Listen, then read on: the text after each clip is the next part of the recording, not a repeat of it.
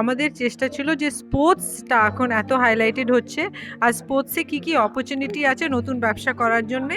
তো সেটাই আমরা আজকে IWN এন্টারপ্রেনারশিপ প্যানেল হাইলাইট করলো।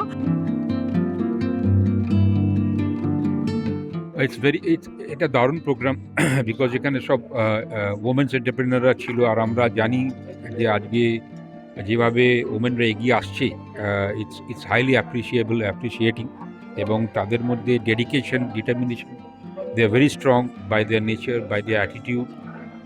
এটা খুবই ভালো লেগেছে আমার এই প্রোগ্রামে আসতে পেরে, আমাকে ইনভাইট করে দিই। It's a great honour for me to be a part of this programme.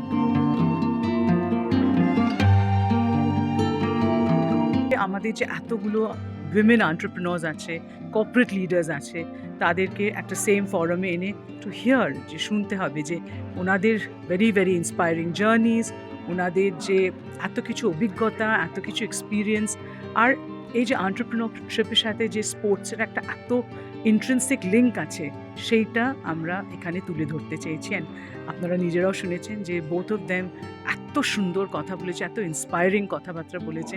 So it has inspired সবাইকে, আমাদের সব মেম্বার্সদের। আমরা খুব খুশি and it's a successful programme.